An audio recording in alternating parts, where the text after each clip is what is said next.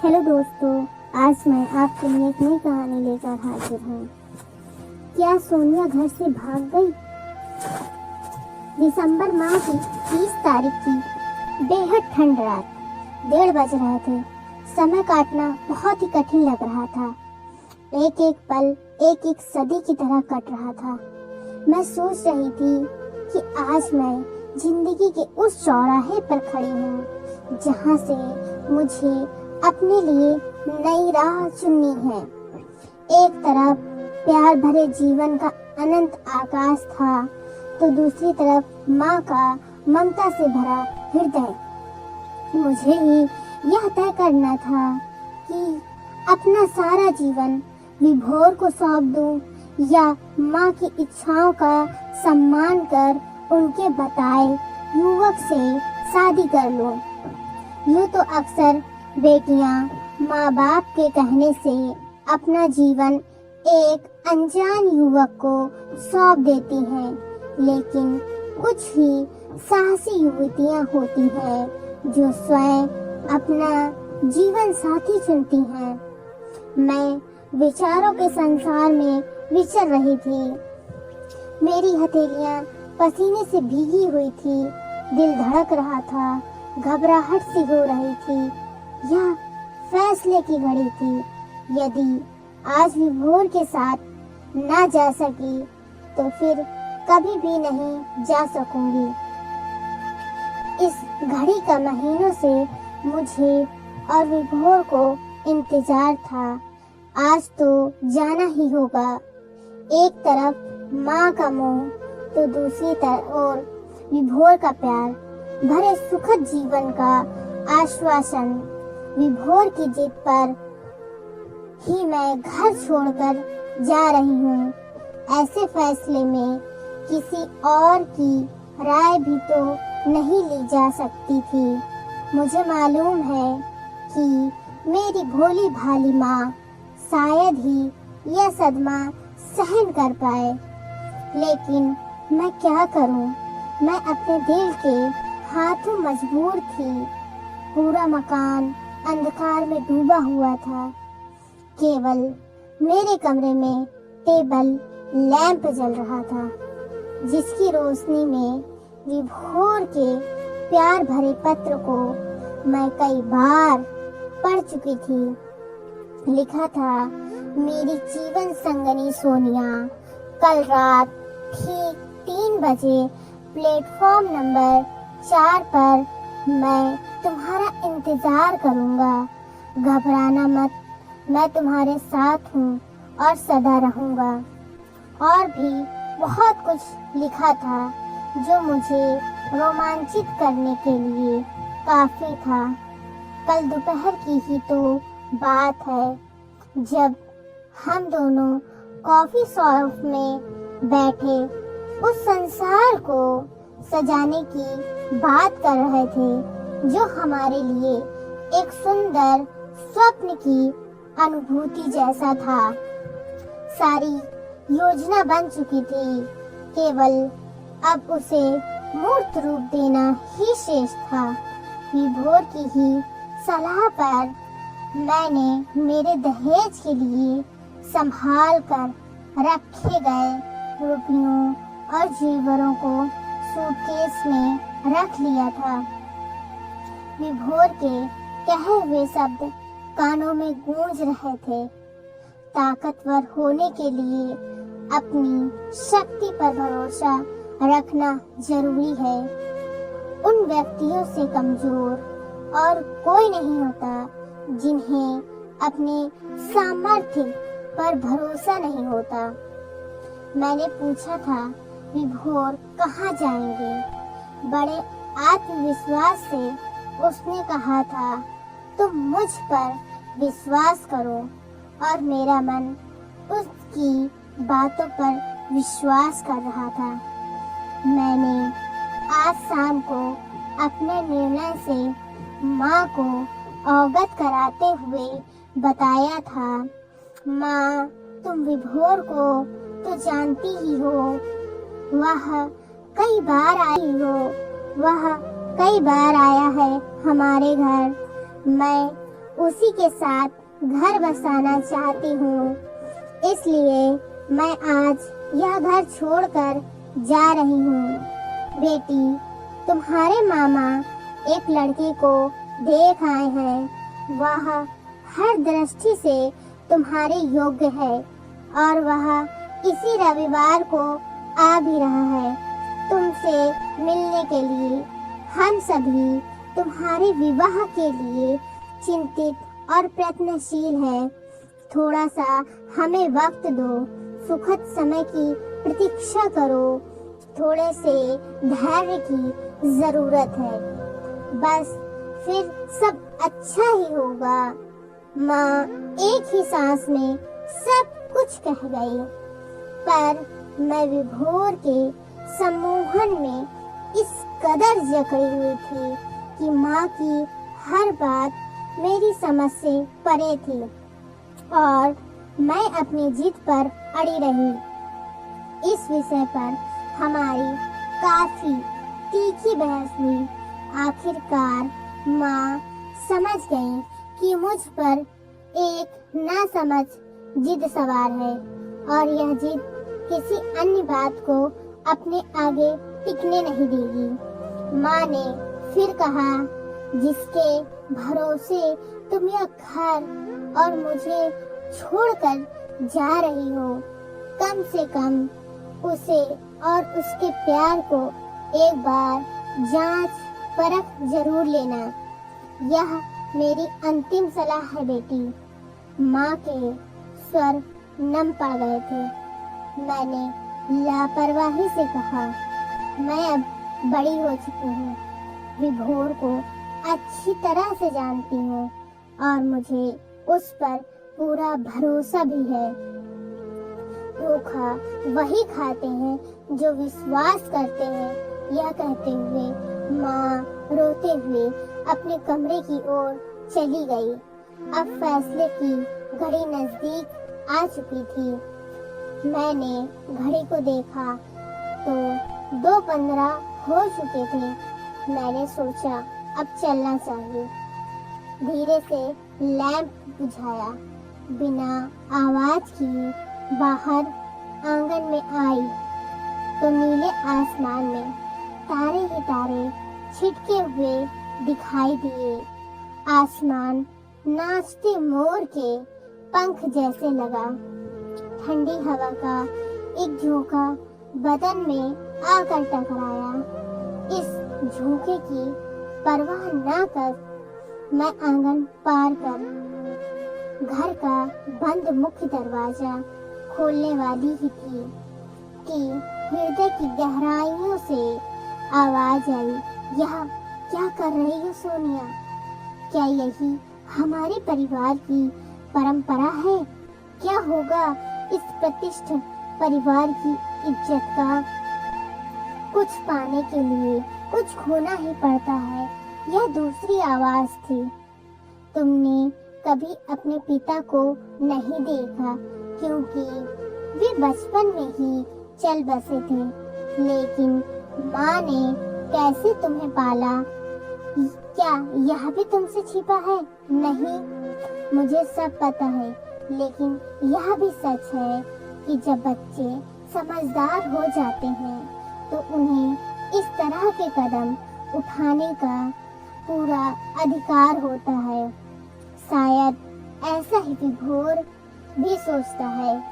इस विचार की पुष्टि में मेरा मन मेरे साथ खड़ा था। अब ज्यादा सोच विचार की जरूरत नहीं है सोनिया। विभोर तुम्हारा इंतजार कर रहा होगा। चलो जल्दी करो।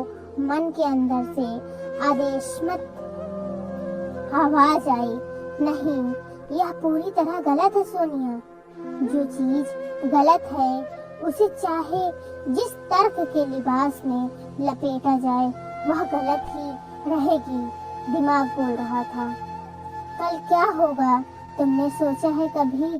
क्या होगा जग हंसाई होगी, लोग तुम्हारे नाम पर, तुम्हारे खानदान पर इल्जाम लगाएंगे, अनर्गल बातें करेंगे, कहेंगे लड़की भाग गई, तुम्हारे लिए इस घर के दरवाजा सदा के लिए बंद हो जाएंगे।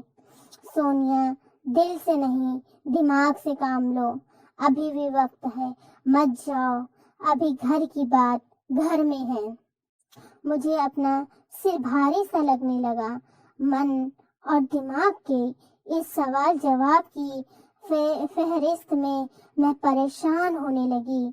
मुझे लगा कि यदि मैं ज्यादा देर तक सोचती रही तो शायद फिर मैं कभी भी भेड़ के साथ न जा सकूंगी।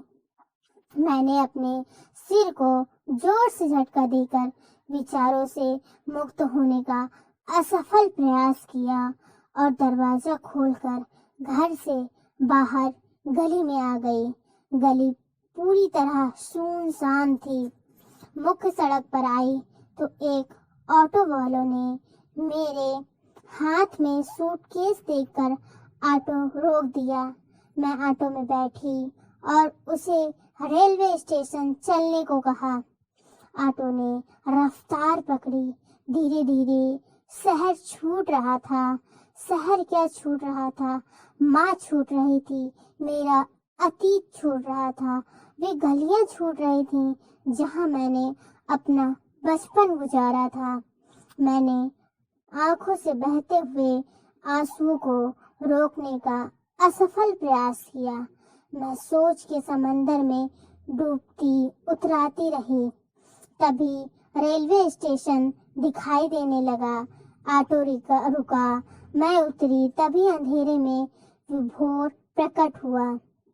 उसको देख मुझे ऐसा लगा कि वह काफी देर से मेरा इंतजार कर रहा था। उसने ही ऑटो के पैसे दिए।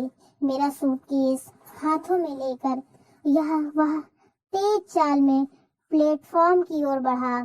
मैं भी उसके पीछे पीछे तेज कदमों से चलने लगी। प्लेटफॉर्म नंबर 4 पर पहुंचकर उसने एक बेंच के पास सूटकेस रखकर कहा, बैठो। मैं ठीक से बैठ भी नहीं पाई थी कि उसने फिर कहा, सब ठीक है। मैंने सहमति में सिर हिलाया। वह कुछ देर तक चुप रहा। शायद उसका चुप रहना उसे ही असहनीय महसूस हो रहा था। वह फिर बोला, गाड़ी 1 घंटा लेट है। मैं कुछ नहीं बोली तो उसने कहा, अभी आता हूँ। वह दौड़कर 2 कॉफी ले आया। हम दोनों ने खामोशी से कॉफी पी। उसने धीरे से स्नेह भरे लहजे में पूछा, रुपए जेवर तो साथ में लाई हो ना? अचानक माँ की अंतिम सलाह दिमाग में कौंधी।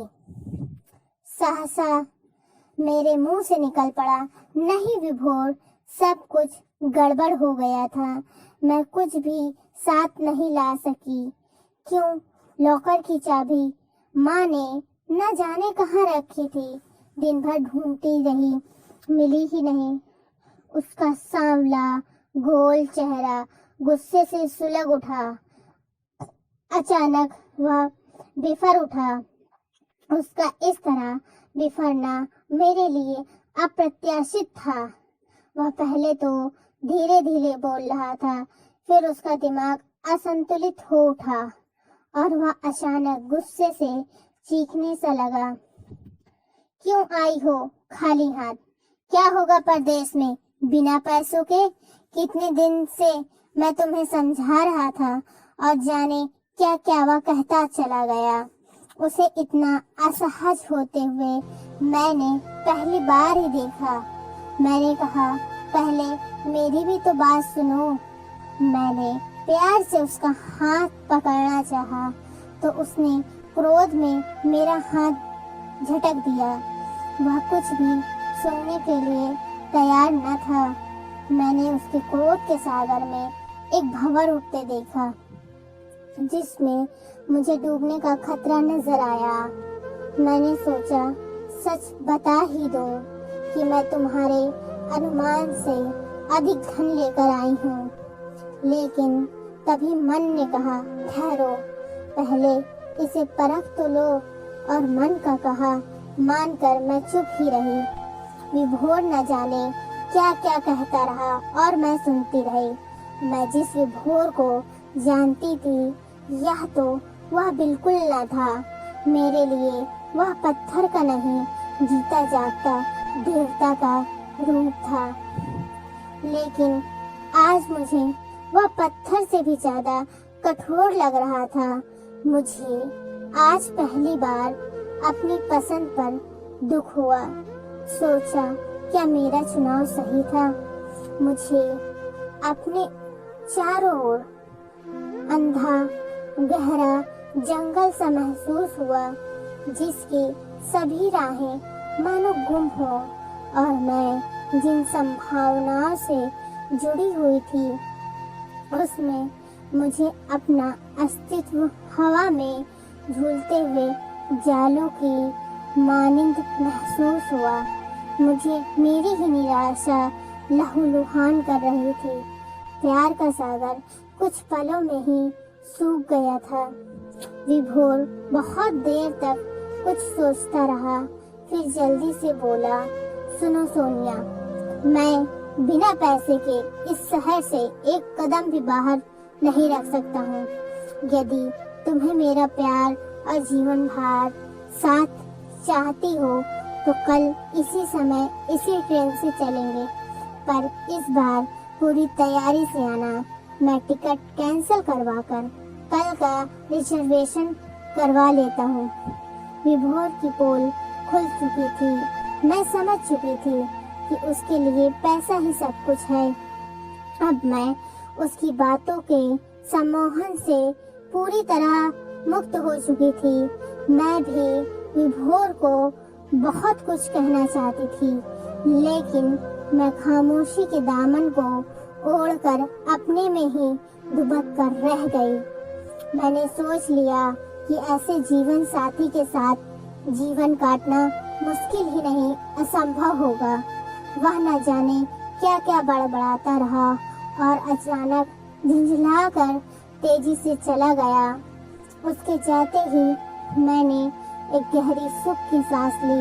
अब मेरा मन शांत होकर एक तूफान के गुजरने की बात की शांति महसूस कर रहा था। मुझे लगा कि दुनिया में कहीं जगह हो न हो, लेकिन अभी भी मेरे लिए एक ऐसी छत है जिसके नीचे मेरा एक कमरा और उस कमरे में मेरा बिस्तर है जो अभी भी मेरा इंतजार कर रहा है। मैं अभी इतनी दूर भी नहीं आई थी कि मेरा लौटना असंभव होता। मैं मन ही मन हंसी और सधे हुए कदमों से रेलवे स्टेशन से बाहर आई। कब मैंने ऑटो किया, कब बैठी, कब घर आई, मुझे बिल्कुल याद नहीं। हाँ, मुझे इतना अवश्य याद है कि माँ के तकिए के नीचे से धीरे से चाबी निकालकर लॉकर में सारे जेवर और रुपए यथा स्थान रखकर मैं अपने बिस्तर पर चली गई। मुझे अब प्रतीक्षा थी आगामी रविवार की और आने वाले उस नवयुवक की जो निश्चित रूप से मेरा जीवन साथी होगा। मुझे ऐसा विश्वास है। आपको ये कहानी कैसी लगी मुझे कमेंट्स में जरूर बताएं और मेरे चैनल सच्ची कहानियाँ सब्सक्राइब करें। Thank you.